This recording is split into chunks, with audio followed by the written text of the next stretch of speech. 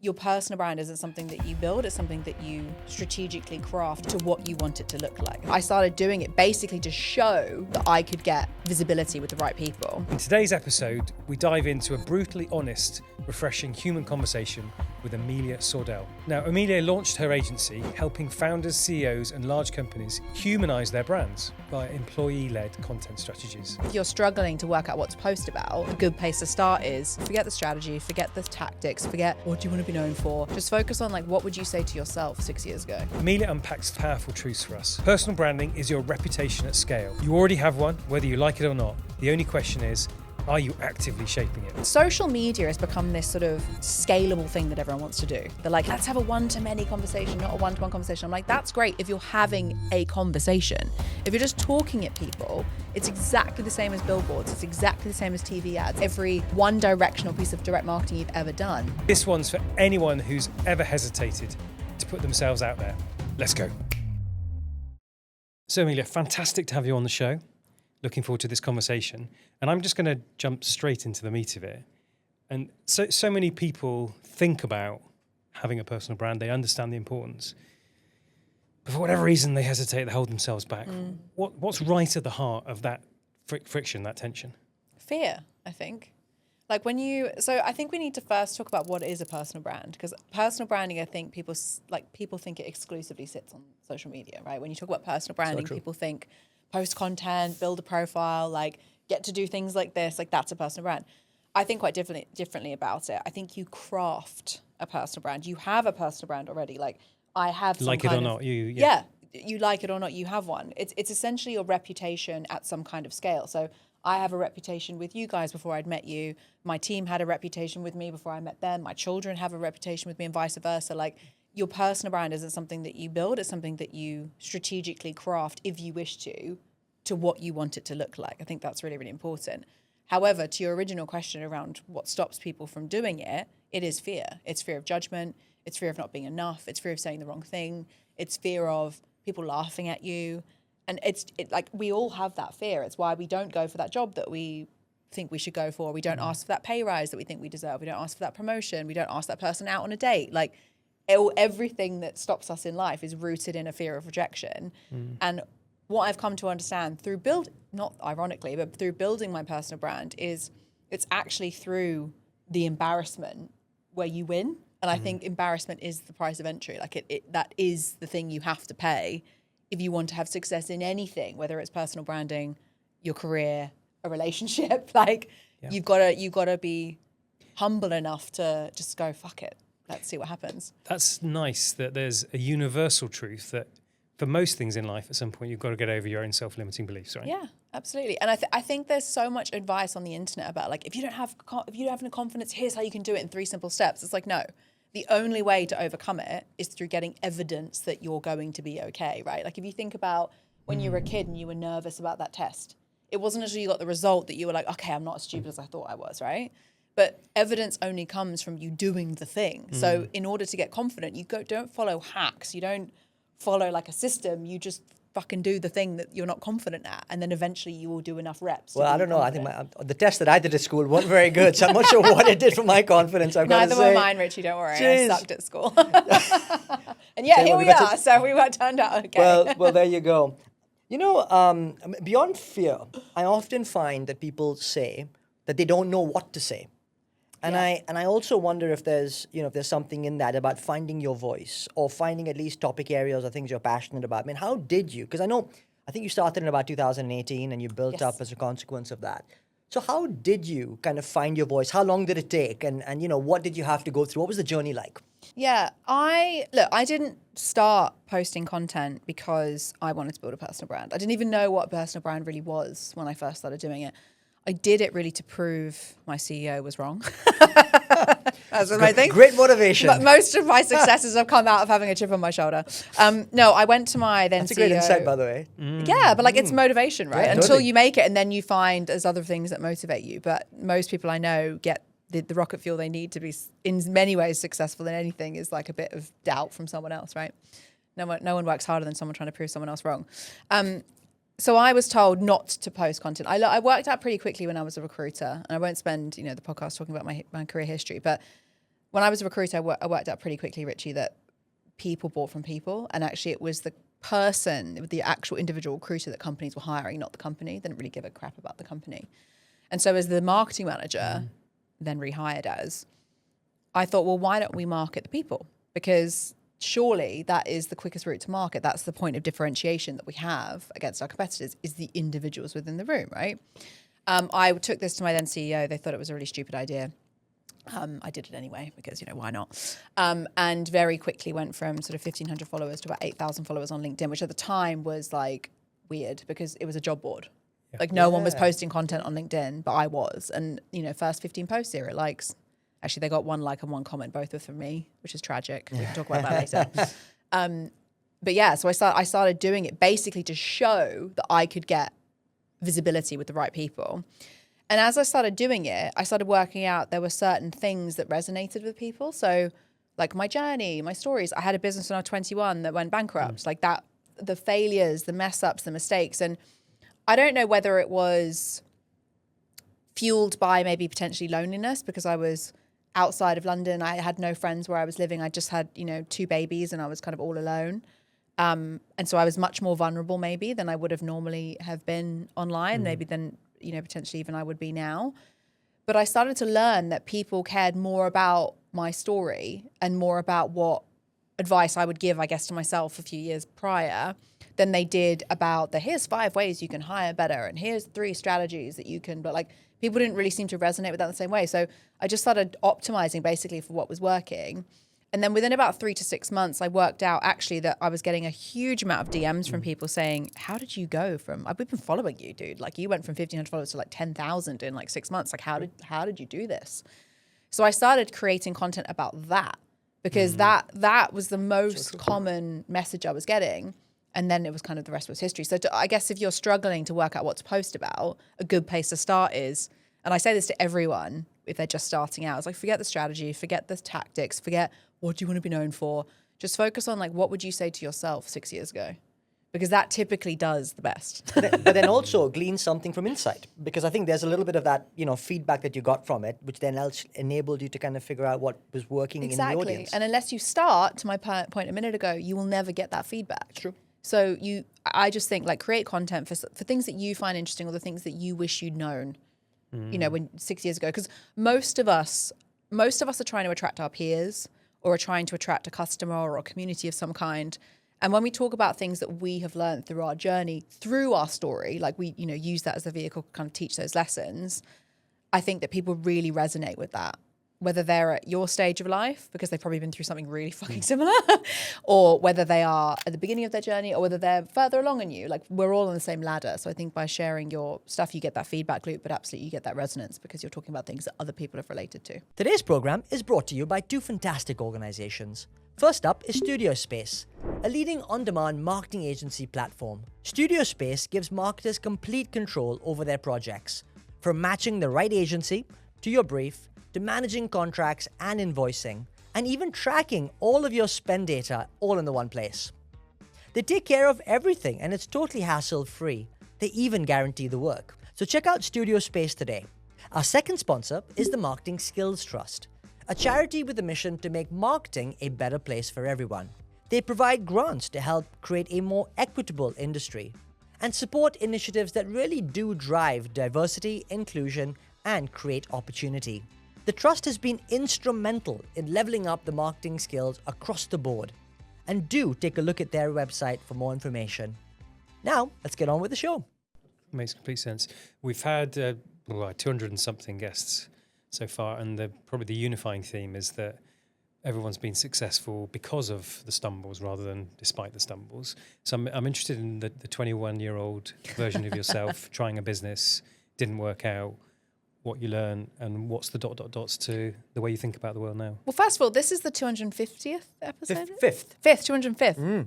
That's huge, by the way. You guys should really congratulate yourself for that because that's really done. awesome. You too. Well done to high We're five in. across Yeah. But that's awesome because loads of people would do it for 50 episodes and give up. Like you guys have really built something very special here. So very cool. I'm very grateful to be here. I would say the key to the success is doing it together. I there was love anything- that. Problem shared, problem halved. Absolutely. And 1 fun. plus 1 equals 3. Really fun. My God, it's been a blast in that sense. But I think the value of having a compadre working together, and also in the down moments supporting each other, enabled you to kind of go higher. So there you go. 1 plus 1 equals? 3, work husband. I love you that. I are. love that. There you go, guys. You heard it first. If you want to start a podcast, get a work husband, and then There you go. it will solve all your problems. Sorry, I interrupted you. But back to when I was 21. Yeah, I started like most 21-year-olds, Mark. I was very arrogant, thought I knew everything. Worked for a year and was like, I don't need to work for you because I'm clearly more intelligent than everyone in this room, so I can go and do it by myself. And I did it by myself, and I did very well by myself for the first year. Got funding. I ran a clothing business, a clothing brand. It wasn't a shop. Stocked in 15 boutiques. ASOS were in talks to stock cool. our products. And then year 2, just simply due to my stupidity and lack of experience and probably ego, lost everything. And that was probably the most humbling experience I've ever had in my life. I mean, what could you diagnose some of the 2 or 3 sort of hooks or levers that actually kind of made the failure happen? What was that?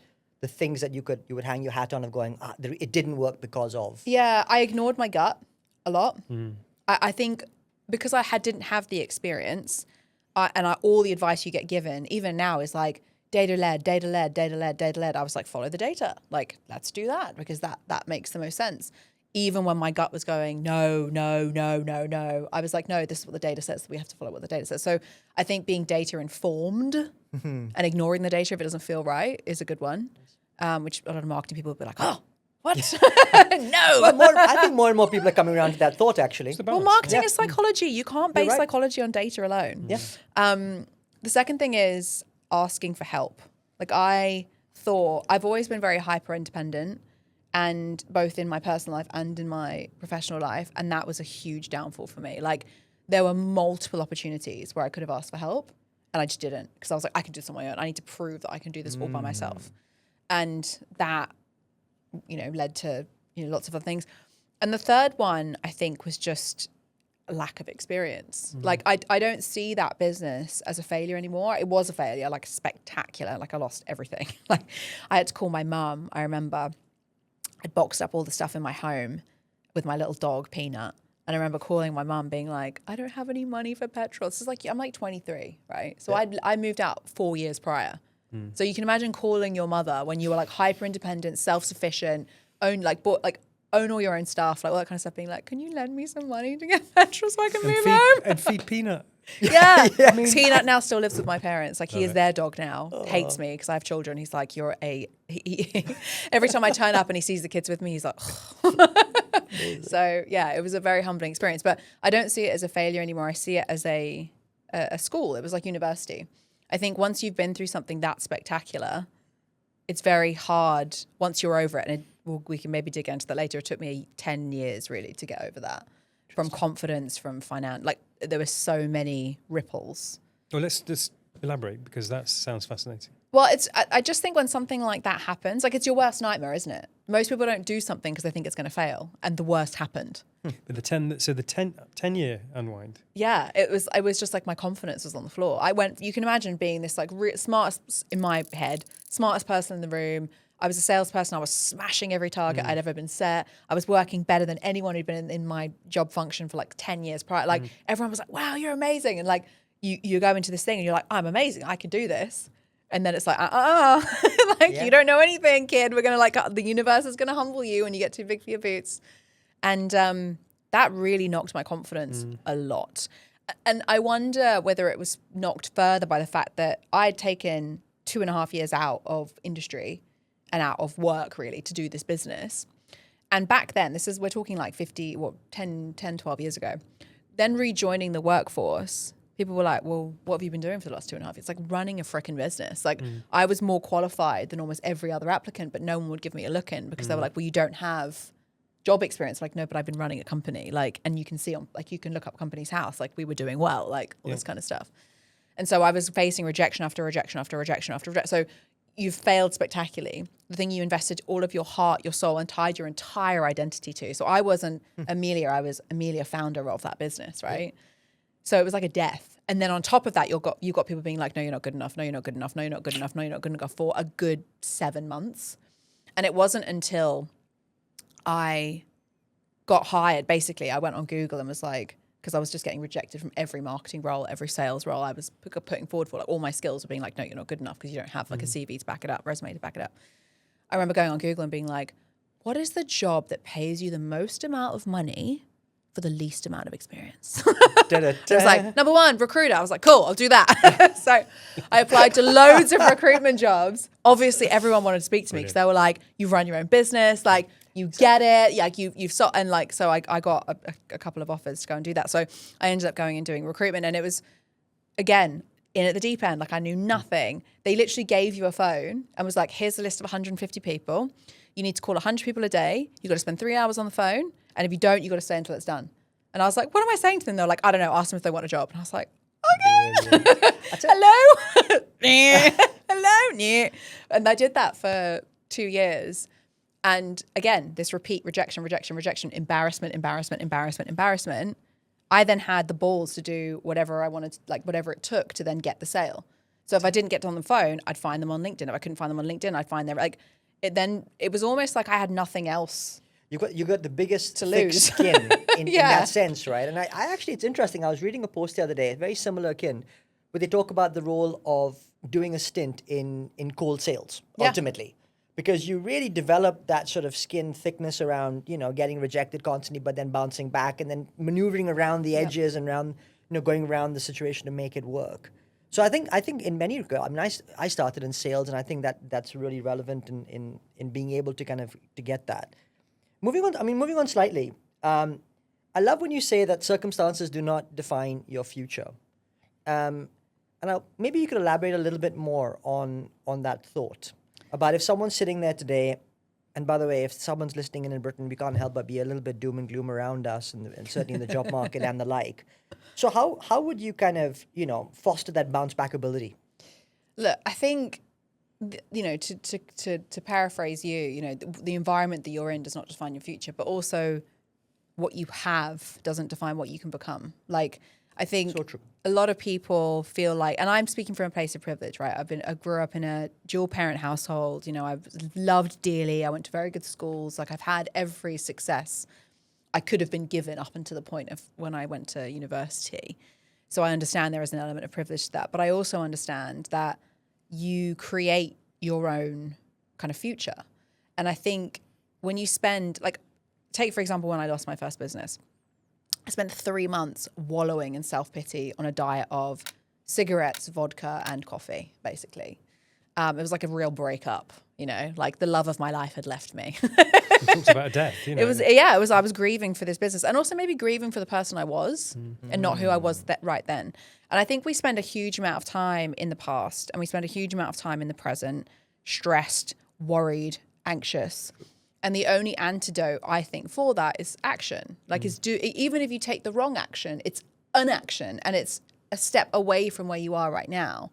And I can relate to that even now. Like, the last 2 years have been crazy for me. Like, ups and downs. You know, we went from a team of 17, we're now a team of 4. Like, you know, it's been bounce back, go down that road. No, oh my God, that's going to be terrifying. Like, no, we need to go over there. That's wrong too. Like, it's been opening loads and loads of different doors to see which one is the right one to walk through.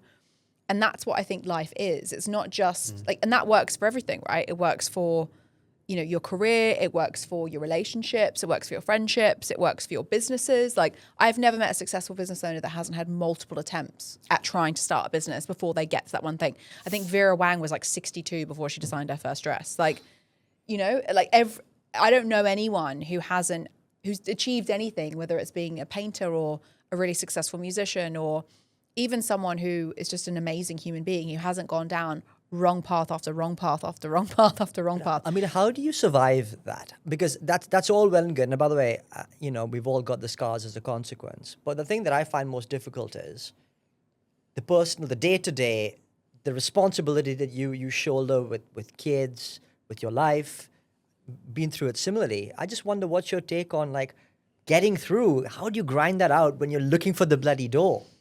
So this is something my fiance Nick is like, the most amazing human being at stuff like this, because he's had, you know, he's an entrepreneur as well. He's probably had 50 businesses, 5 of them have been really successful, and the other 45, and he'd be happy for me to say that. We should have him on the show. Hopefully you're okay with me saying this. 45 of them have been like catastrophes, basically. And he always say, like, I've had days where I'm just like, babe, this is so stressful. What am I going to do? Like, whatever. And he's like, just make today as good as you can. We all focus on the big picture. We all want to get like to the top of Mount Everest, but even the best Sherpas in the world do it in weeks, right? They go, right, we just need to get the next 50 meters up. And then they camp there for a bit. And then they get to the next 50 meters up. And if they get to the next 50 meters up and there's a storm, they then come back down. Like, that's literally life. Like, you can't go, I need to achieve a multi-million pound business in the next 7 years or I'm a failure, and only focus on that goal. Absolutely have goals, absolutely have things you want to achieve. But if you're only looking at that, how on earth are you going to know which step to take next? And I think that overthinking of like an overwhelm of like, I'm trying to get there and I'm here, stops people from trying the doors, because they're so overwhelmed by all the choices. You've just got to do the one thing. Like, what can you do today that's going to make it better than it was if you did nothing? So true.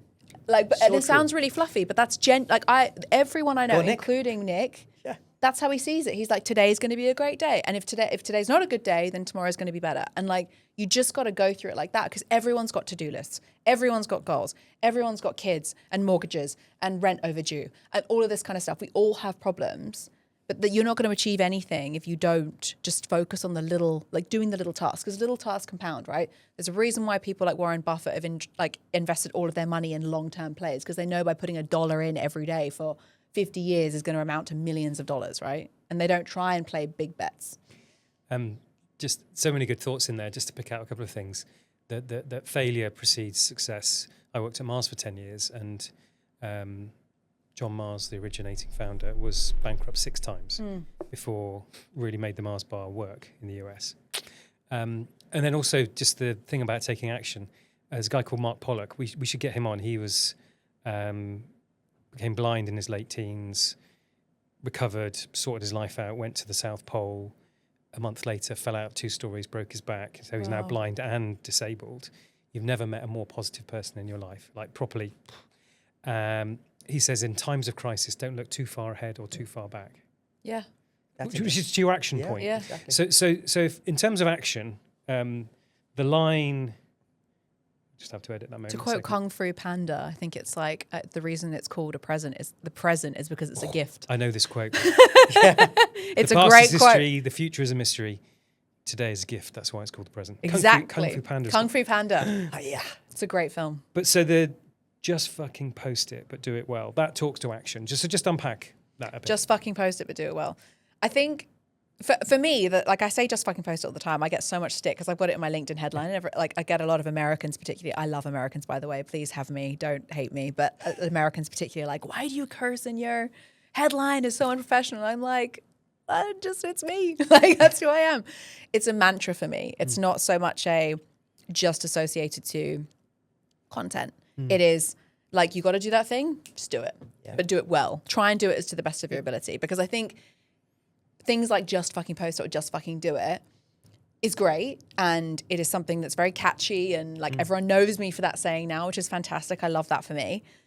But it's also missing a small nuance, which is like, try and do it as well as you can. And if as well as you can means it's 20% of what you could do tomorrow, then that's what you can do as well as you can today. Like, that's absolutely no problem, but just do it, I think is the most important thing. Like one of my favorite sayings, and actually it was one of my company values when I first started the business, was done well is better than perfect. So just do it well to the best you can and then move on. Like, if you keep going back to stuff and overthinking decisions you've made or things that you've done, or like I do this all the time, posts I've written, damn, I wish I'd added that bit because that would have been so much better. Don't think about it. Just do it different next time. Like, make another post, do another thing, try something else, you know? I just want to come on to that thought and maybe taking a little step back here, because you attribute a lot of your success and the successes you have to the work that you do on LinkedIn. Yeah. And I'd love you to unpack that a little bit more, just in terms of, one, let's start with the end in mind, and how do you think it's created success as a consequence, and maybe some of the steps that you take on the day-by-day basis that people can kind of learn from? Yeah, well, I think, like, again, I said earlier, but like, marketing is psychology, right? So if brands are spending billions of dollars to humanize their brands, why wouldn't you just use yourself to market your stuff, right? To me, it's an obvious thing. Maybe not obvious to everyone. Again, maybe because of this fear element. And 97%, I think, of all social media posts generate zero ROI because they typically come from a brand account. Yeah. And yet we know from TripAdvisor, from Trustpilot, from Amazon reviews, like people want to hear what other peers are saying about certain things. Like we care, we trust the opinion of a stranger over any company brand. And so I think that's kind of the sort of argument for doing it. In terms of how it works for me is I see LinkedIn and all my social media, but predominantly LinkedIn because I'm B2B. Typically, I sell to other businesses. I go and do workshops in companies, enterprise organizations, and I help founders and CEOs build their brands on social media, particularly on LinkedIn. But for me, it's the distribution. Like it's my ideal audience are there. The CEOs, the decision makers, all that, and they are in the LinkedIn feed reading stuff. So why wouldn't you want to be the person giving them that information? So, I make sure I post every day. I'm not saying that everyone has to do that. So don't freak out. Multiple times a day. No, please don't do that. Don't be that person. And also, it's not necessary. It's not necessary. I think 3 times a week is absolutely fine. That's going to make some people sick in their mouth. That's going to be relief to other people. But I think 3 times a week it's the same as the gym, right? You want to see results, you got to go 3 times a week. Nice. 3 times a week. And post stuff that you care about. I said earlier, it doesn't need to be intelligent. It just needs to be something that is authentic to you. Some of my best performing posts are when I've just chucked something out that I was thinking and isn't really related to personal branding in any capacity, even though that's my job function. And it's just things I've been thinking about. For example, HSBC a couple of years ago launched this initiative where they were going to give bank accounts to homeless people who didn't have a fixed address. I thought that was fucking awesome. So I spoke about it. Nothing to do with personal branding, but that's my, sort of forward thinking with it. The second thing is engaging with other people. I really detest this thing that we're seeing on LinkedIn at the minute where people are either hiring people to just spam comment on other people's stuff being this is a great post, or worse, they use ChatGPT to summarize and agree with the post, right? ChatGPT LinkedIn comments suck. And they're not effective either. Sure. So just pick some stuff in your feed from people you guys that are interesting and say something that you agree, you disagree, say it. You agree, say it. But add your honest, real perspective to it. And see it as a networking opportunity, not a comment. So, Amelia, so do you place as much importance as posting as commenting? Yeah. What's the comments are content? You can even see the impressions now. I did a comment on James Watt, the Brewdog, the other day, and I got 37,000 impressions on my comment. Amazing. Most people don't even get that on a post. Sometimes I don't even get that on a post. So why wouldn't you? And also you're being part of a conversation. To me, social media has become this sort of scalable thing that everyone wants to do. They're let's have a one-to-many conversation, not a one-to-one conversation. I'm that's great if you're having a conversation. If you're just talking at people, it's exactly the same as billboards. It's exactly the same as TV ads. It's exactly the same as every newsletter, every white paper, every one-directional piece of direct marketing you've ever done. You need to be a part of the conversation. Speak to people. It's a networking opportunity. That's what it should be seen as. It's social media. Be social. And then it tends to work pretty well. Very true. You said you go into senior audiences and do workshops. Yes. So this is a moment where you can sort of on your wares, if you like. What do you do? How do you supercharge? Sell myself. So I typically work with organizations that are 1,000 heads plus. We very recently did some work with Vodafone 3, which was very cool. They've just gone through a big acquisition. And so managing that internally was obviously a priority for them. And the way that they did it was invest in me coming in to basically teach everyone in their in-house agency how to build their personal brands on LinkedIn, which obviously gives them empowerment because they're regardless of what happens in this current merger, I'm empowered by the company I'm currently working at to be my own individual superpower and do whatever I want. Do I want to stay here? Do I want to go? Whatever it might be, but I've been empowered to do that. But also it's really beneficial for the company because you now all of a sudden have 70 odd people in a company posting content. So true. So, company brand awareness goes up, company page visits go up, linked, the traffic through to website pages go up. We worked with Sky Bet a few years ago and they had I think it was 100% month on month, within 30 days of doing the workshop, 100% increase in their career page visits, just purely off the back of 7 people posting content. Love it. So measurable. Like, yeah. But then this is the thing, everyone says you can't measure brand. Like you can, you just have to look at the workflow. If you see there's a massive spike and increase coming from LinkedIn, who posted it? I guarantee you it's probably your intern or your performance marketing executive or something, but no one cares enough to look. They're just like, oh, that's interesting. Next. And you've just proved that CEO wrong. Who you remember you talked about the old CEO yeah. person. Yeah, they're no longer in business anymore, so we probably should have listened to me. You've got a little formula where you talk about the 9 times 4 on Yes, LinkedIn. 9 times 4, yeah. What's that all about? The 9 times 4 rule. So I try and make things, like I think I'm known, I hope anyway, it's what I try to be, for oversimplifying things, because I think people try to overcomplicate strategies. I always say like creators try to gatekeep techniques by just overcomplicating how to do it. And my philosophy is give 100% of your information away for free, write it to the reading age of a 12-year-old so everyone can understand, make it really simple.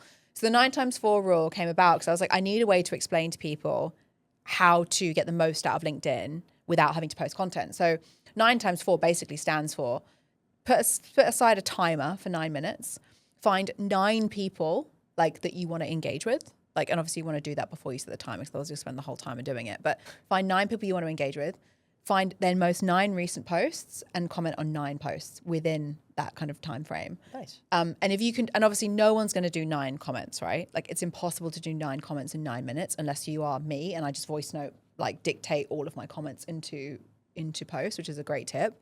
But if you can attempt to do it and you end up doing 3 comments, then bloody hell, you're better than 99% of people on LinkedIn. And that's a real stat. 90% of people do not comment on other content on LinkedIn. It's so true, by the way. But the nugget in what you just said for me was the thought that you actually verbalize your comments. And that is so smart. But I do it with my content too. So smart. I mean, it becomes so much more humanized as a consequence and so much more rich in context. Yeah. It's a really good thing. A lot of people don't realize people read as if it's being read to them, like said to them, right? So when you write, most people go, to whom it may concern, just circling back, blah, blah. I read that as like,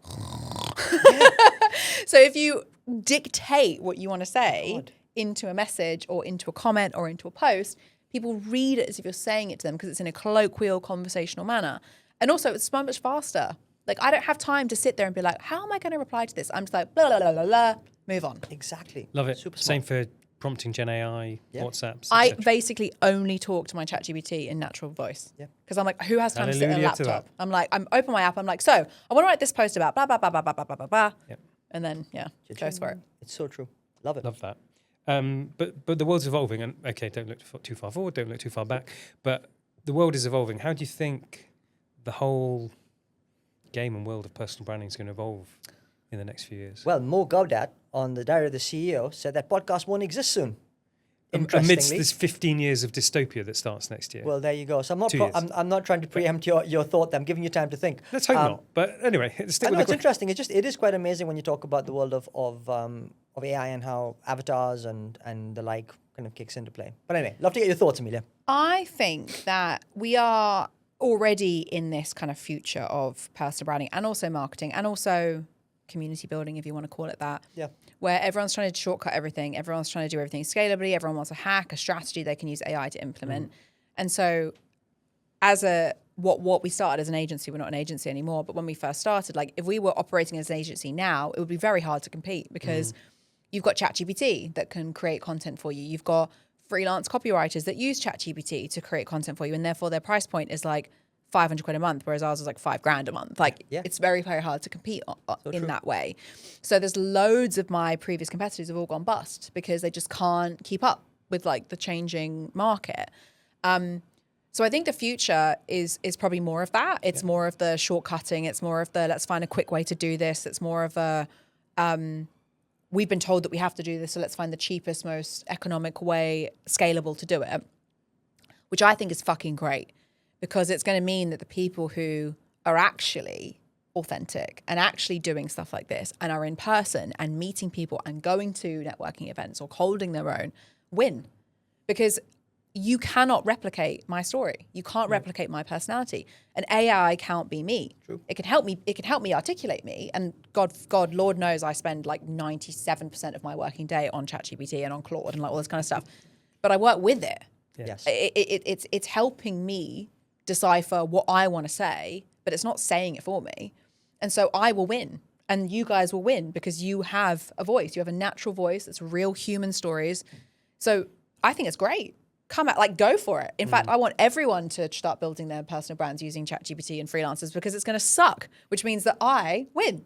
So yeah, it's Raoul Pal's Unfuck Your Life. In 7 years.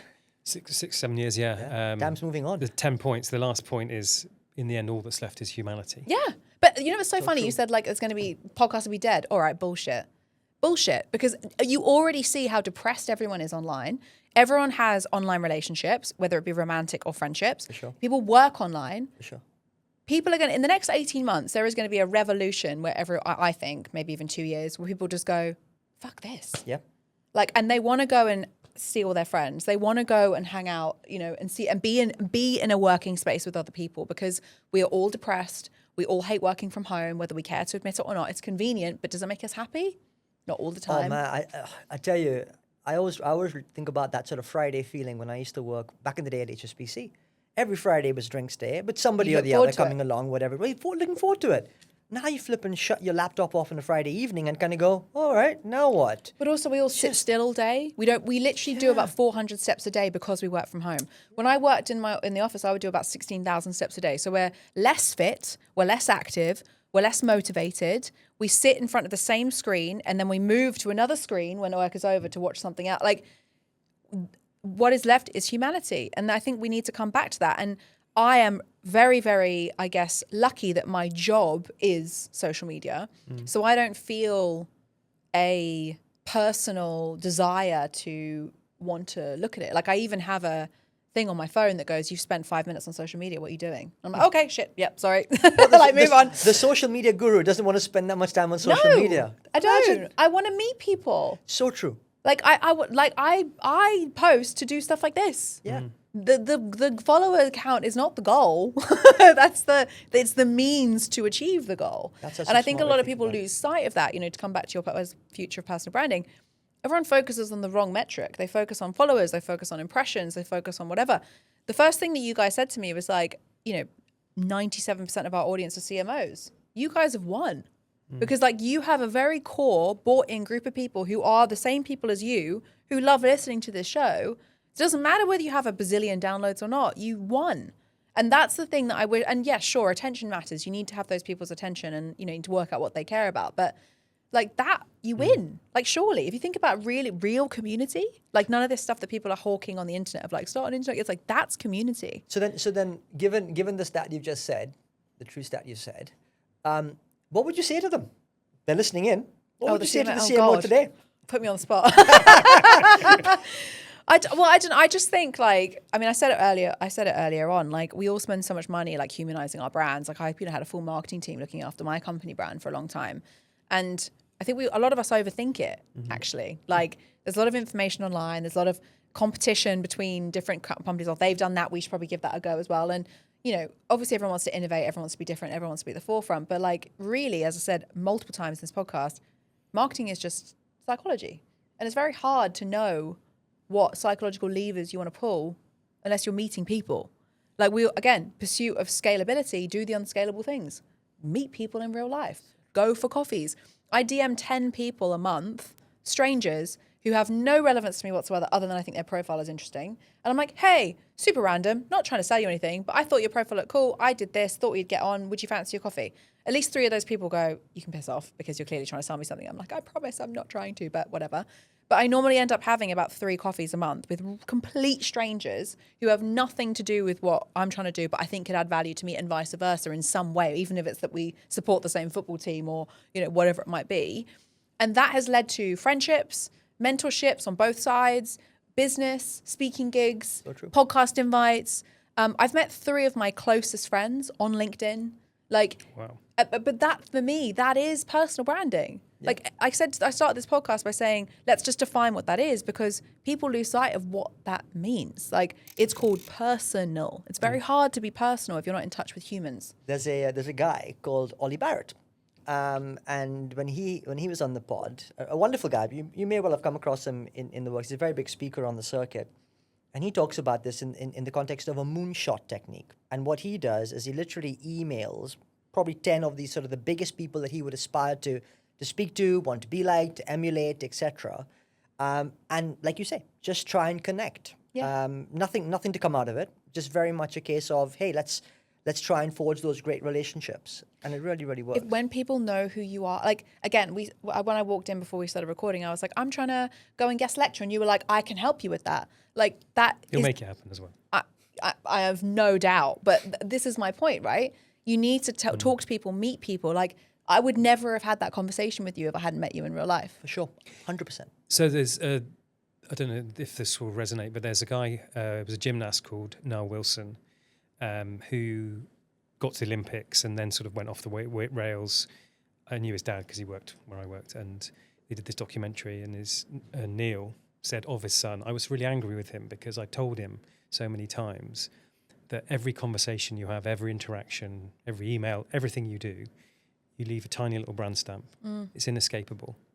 And here was Niall getting pissed and not turning up to things, events and whatever. So what's your brand stamps?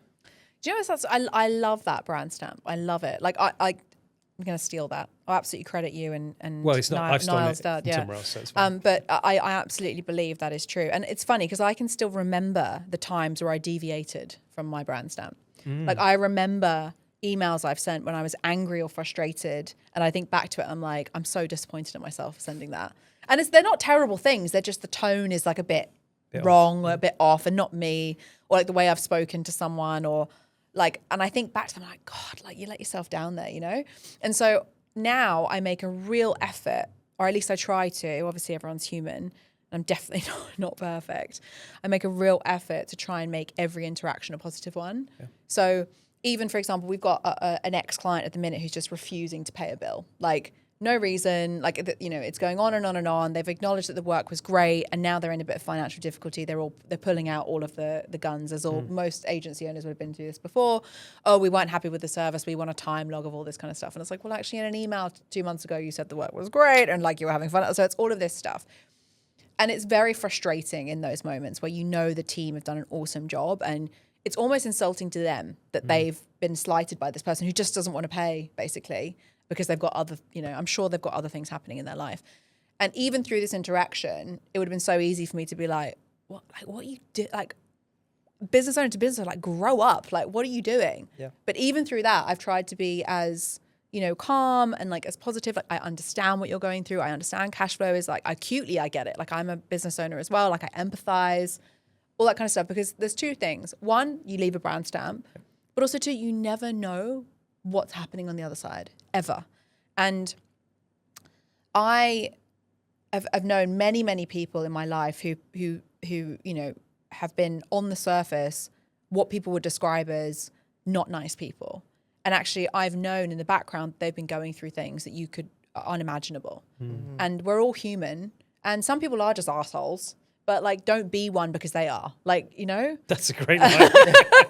Like, just because they're not nice doesn't mean you shouldn't be. And I think, you know, just the little things make a massive difference. And I don't just mean like the fluffy, like, be nice to everyone because you never know what they're going through. But like, even for yourself, like, when I walk down the street, I smile at people. Like, and they smile back. What, in London? Yeah. Crazy. They smile back. You know, we've been like, good morning. Like, I say that, like, it makes you feel better. Yeah. So you know, when you speak to the coffee person, thank you so much, like, appreciate it. Like, when we left the coffee shop earlier, we were like, have a nice day, guys. And they were like, oh, thanks. Like, the brand stamp, sure, you can be strategic about it and think about it, but just, it makes your life more enjoyable. So true. And I want an enjoyable life. Like, I want to live a happy, positive, energetic life. And I think if you give that out, you tend to get it back. Love that. You reminded me, just this is a personal reminiscence or something. So my wife's a nurse, and she says, in a world where you can be anything, be kind. Yeah. It's also easier to be kind, by the way. Like, it's so much easier to be kind than it is not to be. So a personal recommendation, you may well have seen the movie About Time. Have you seen it? Richard Curtis? Oh my God. Tonight. This is game-changing, genuinely. Okay. Like, you watch it and you're going to go, Richie, I'm so glad you suggested this to me. Honestly, like, I've watched it about 10 times, and Mark has too. Yeah. And there's this wonderful scene at the end, which is a little bit of a giveaway to what you're describing, where actually there's two versions of reality. One where you walk around doom, gloom, and the other is exactly what you said. Yeah. Just walk around with a smile on your face and actually enjoy the small moments, because there really is nothing bigger. And it's my favorite part of the day is when obviously we're in the summer at the minute. We're very lucky. Well, aside from maybe the last 2 weeks, but the summer we've had has been brilliant this year, and I don't think anyone can complain about it. But my favorite point of the day is when I'm sitting outside in our kind of table and chairs outside, and we've got beautiful big trees around us, and I just sit there and I'm like, I'm so lucky. Like, how lucky am I that I can sit outside without a worry really about anything under these amazing trees with my kids playing, and we've got like deer in the back. Like, I'm just so grateful. And I think the reason why a lot of very successful people talk about practicing gratitude and all that kind of stuff is because it does really make your life more enjoyable. It's not some hack that's going to make you automatically successful, because I definitely don't think I'm successful. I've got a long way to go before I think I feel like I've achieved anything, but it makes my life more enjoyable. Hang on. But yes, and just as a matter of elaborating, you also said that there was something on your visioning board that you had. It was writing a book. I remember you saying that. 2018. So as part of gratitude, do you also talk about, you obviously do visioning. Is that a technique? I don't have the guys have got my phone, but I have a vision board that I do every single year on the back. And you put it as your profile on your phone? On my phone, on my background. And it's not because like I believe in manifestation, but not in the way that I think most people interpret that word. Most people interpret that word as like, you look in the mirror, you chant some things, and then magic happens, and it all comes like it all lands on your lap. Oh, don't disillusion me. What are you talking about? I know. I'm sorry. 7-minute abs and all that. Like, people love a shortcut.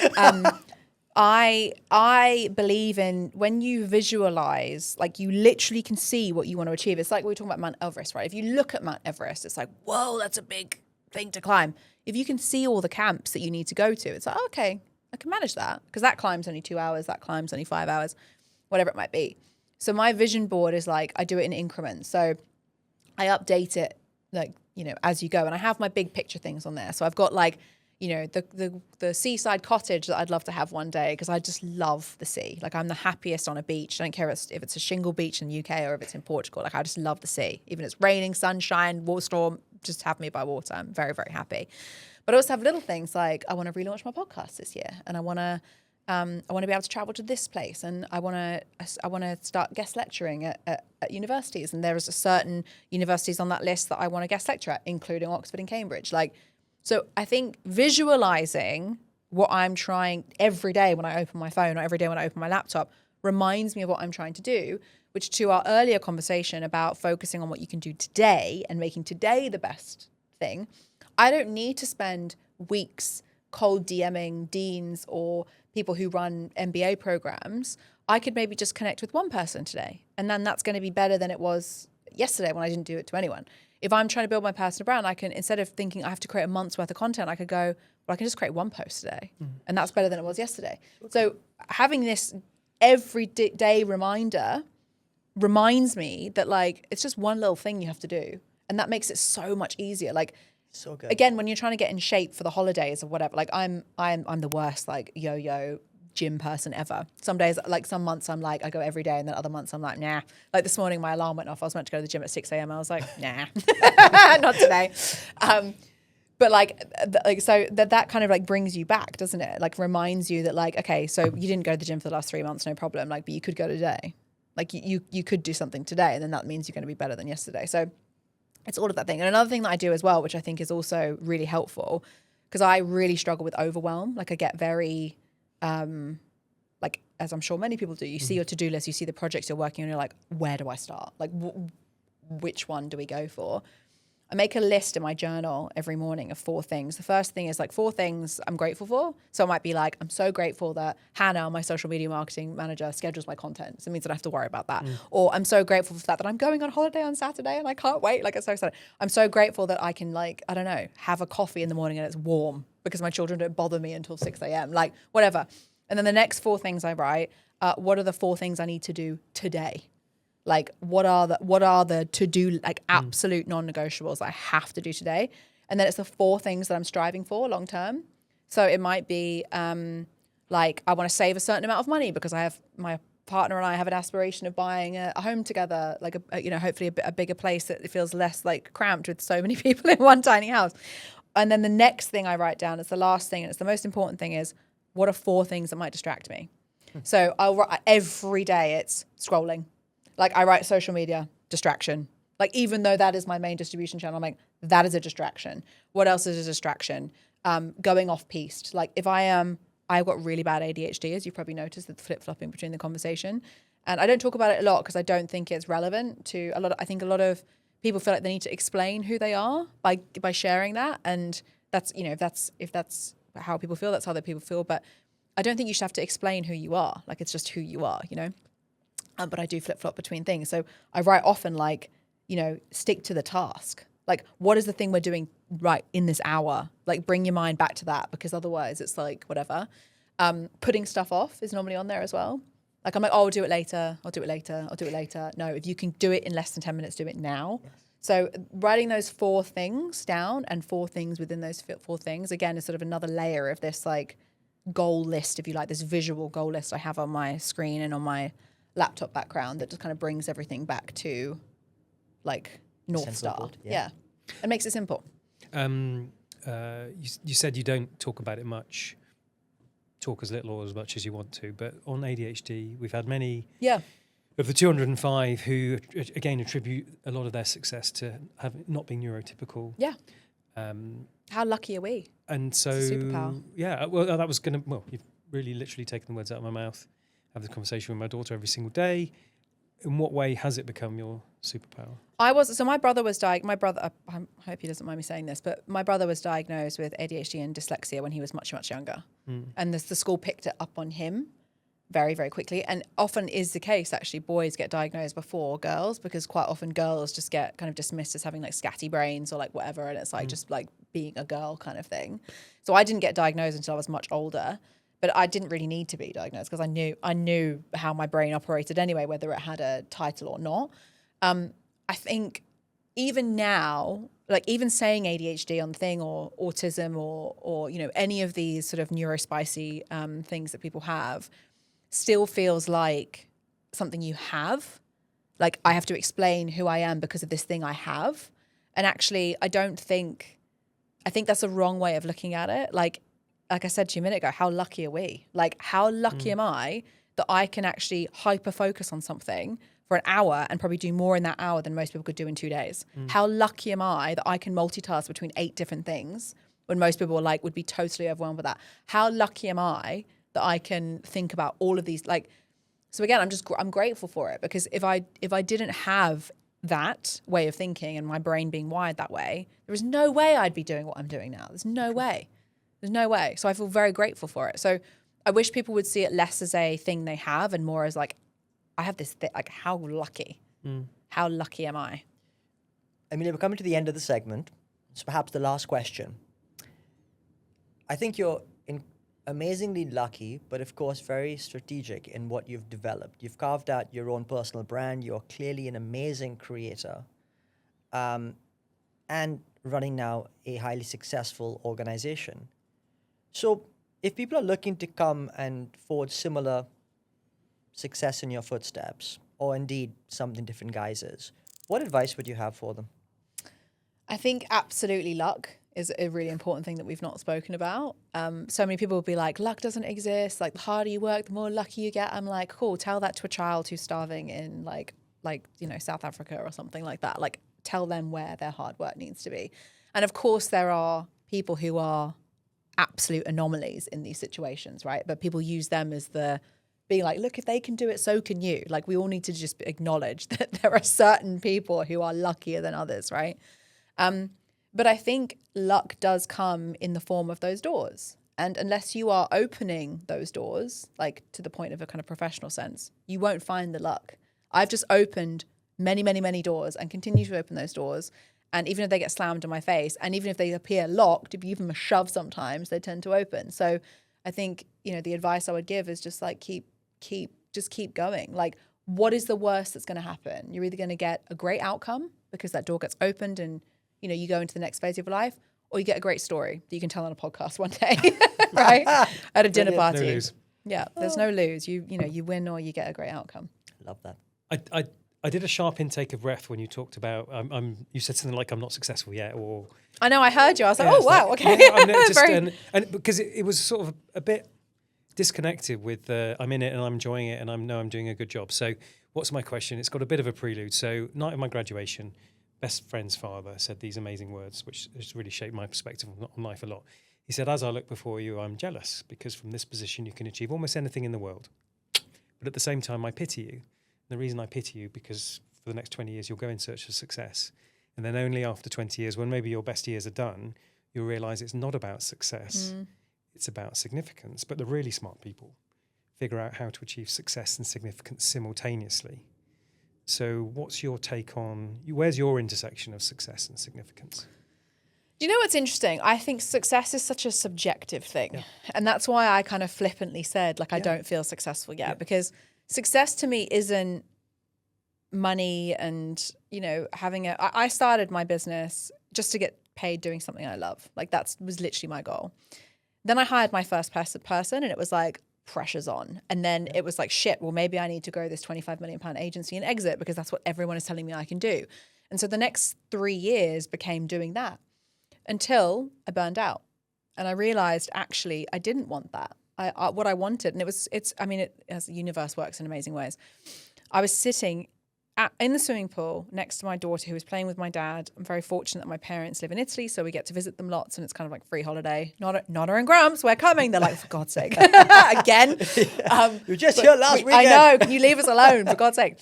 So we go and spend a lot of time in Italy. That's where we're going on Saturday. But my dad was playing with my daughter because I was working. And I remember watching my dad play with my daughter. It was the day before my birthday. And I was like, what am I doing? Like, what is the point of this? Like, I have spent a fortune flying us out here, hiring a car. Like, this is meant to be the 2 weeks of the year that I actually enjoy what I've been working for. And I'm sitting here on my laptop while my kid is playing with my dad, like in the pool. What the hell am I doing? And so the reason I said I don't think I'm successful yet is because I haven't achieved what I currently, which may evolve and change as it always does, deem to be success, which is I want to work the least amount of time for the maximum amount of money and the maximum amount of enjoyment. My ideal situation would be I work 4 hours a day. It's doing stuff like this. It's helping people, like really helping people. The most joy I get is not from, you know, getting paid a ton of money to go and do speaking gigs. I love it. It's from that person who DM'd me saying, Amelia, I quit my job 3 weeks ago and I just landed my first client because of you. And I'm like, yes, like fucking winner. Like, I love that so much. So I want to spend my time doing that. Obviously get paid lots of money because a girl wants to travel. We like the Maldives, you know, would prefer to fly in the upper class rather than in economy, but we'll cope. That is what my success looks like. I want to spend the maximum amount of time living life. I want to build a successful business that gives me a successful life, not spend my life building a successful business. So that is what success means to me. Good. And so then I'm glad I asked that question. So you want to do lovely question, lovely answer. In fact, that could be the end of the answer. That's a wonderful. I didn't do an outro on that one, so we'll have to do a bit of jiggery pokery. Yeah. So amazing answer, amazing note to end on. Amelia, thank you so much. It's been brilliant spending the time with you today. Thank you so much for having me, guys. Really humbled to be here.